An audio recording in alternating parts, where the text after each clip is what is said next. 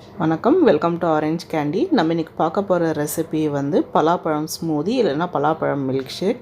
இது வந்து இந்த பலாப்பழம் சீசனில் வந்து ரொம்ப டேஸ்டியான ஒரு ஸ்மூதி வந்து நம்ம வீட்லேயே எப்படி பண்ணுறதுன்னு வாங்க பார்க்கலாம். ஸோ இதுக்கு தேவையான பொருளும் அதோட செய்முறை என்னன்னு வாங்க பார்க்கலாம். இதுக்கு வந்து நான் வந்து 15 பலாசொலை எடுத்திருக்கேன். நல்லா பழமாக இருக்க பலாசொலை. ஸோ இது வந்து இதே மாதிரி வந்து ஒரு 15 சொலை எடுத்துக்கலாம். ஸோ ஃபஸ்ட்டு ஸ்டெப் வந்து நம்ம பலாசொலைக்குள்ளே இருக்கிற விதையெல்லாம் வந்து நீக்கிடணும்.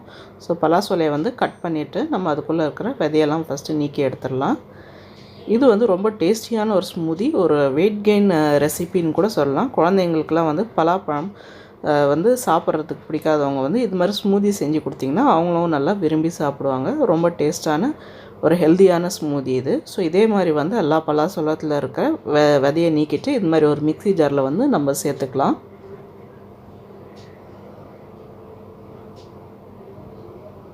இப்போ பாருங்கள், எல்லா பலாசொலையும் நான் வந்து மிக்ஸி ஜாரில் சேர்த்துட்டேன்.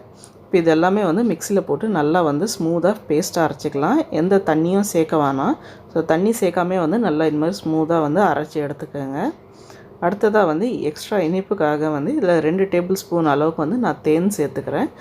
தேன் வந்து எனக்கு கொஞ்சம் கிறிஸ்டலைஸ் ஆகிடுச்சு. ஸோ அதனால் அது மாதிரி பார்க்குறதுக்கு இருக்குது, மற்றபடி எதுவுமே இல்லை. ஸோ நீங்கள் 2 டேபிள் ஸ்பூன் தேன் இல்லைனா ஒயிட் சுகர் இல்லைனா நாட்டு சர்க்கரை எது உங்களுக்கு விருப்பமோ அது வந்து நீங்கள் சேர்த்துக்கலாம் இந்த ரெசிப்பியில். ஸோ அது ஒரு கொஞ்சம் நல்ல ஒரு ஃப்ளேவர் கொடுக்கும் நம்மளுக்கு.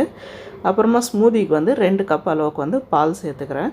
ஸோ நான் யூஸ் பண்ணுற பால் வந்து ஏற்கனவே காசி வச்சுருக்க பால். ஸோ காசி நான் ஆற வச்சு ஃப்ரிட்ஜில் வச்சுருந்து சில்லுன்னு எடுத்து அந்த பால் யூஸ் பண்ணிக்கிறேன். இன்கேஸ் உங்கள்கிட்ட சில்லுன்னு பால் இல்லைன்னா நீங்கள் வந்து ஐஸ் க்யூப்ஸ் கூட இந்த ஸ்மூதியில் இதுலேயே மிக்சிலேயே போட்டு நல்லா வந்து அரைச்சி எடுத்துக்கலாம். ஸோ நல்லாயிருக்கும், நம்ம ஸ்மூதி வந்து நல்லா சில்லுன்னு இருக்கும். இப்போ பாருங்கள், இது எல்லாமே நான் அரைச்சி எடுத்துட்டேன். நல்லா ஸ்மூத்தாக பிளெண்ட் ஆகிடுச்சு. நம்ம ஸ்மூதி ரெடி. வாங்க இது வந்து நம்ம ஒரு கிளாஸில் வந்து சர்வ் பண்ணிடலாம். பாருங்கள், நம்ம ஸ்மூதி எவ்வளோ க்ரீமியாக இருக்குது, நல்லா திக்காக இருக்குது பார்க்குறதுக்கும். அப்புறம் அதோட ஸ்மெல்லும் வந்து நல்லா சூப்பராக இருக்குது, கலரும் நல்லா அருமையாக இருக்குது. இப்போ வாங்க நம்ம ஸ்மூதியை வந்து சர்வ் பண்ணிடலாம். இதுக்கு மேலே வந்து நான் சின்ன துண்டு பலாசொலை வந்து கட் பண்ணி வச்சுருக்கேன்.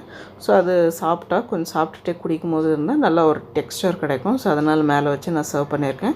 கண்டிப்பாக இந்த ரெசிபி ட்ரை பண்ணி பாருங்கள், உங்களுக்கும் பிடிக்கும்னு நினைக்கிறேன். ட்ரை பண்ணி பார்த்துட்டு எப்படி இருந்துச்சுன்னு வந்து கமெண்ட் செக்ஷனில் சொல்லுங்கள். அப்புறம் இந்த வீடியோ உங்களுக்கு பிடிச்சிருந்தால் லைக் பண்ணுங்கள், ஷேர் பண்ணுங்கள். அப்புறம் மறக்காமல் எங்கள் சேனல் ஆரஞ்ச் கேண்டிக்கு சப்ஸ்கிரைப் பண்ணுங்கள். கூடவே வந்து பெல் ஐக்கனை ப்ரெஸ் பண்ண மறக்காதீங்க. அப்போ தான் எங்கள் சேனலோட உடனடி நோட்டிஃபிகேஷன் உங்களுக்கு வரும். நன்றி, வணக்கம்.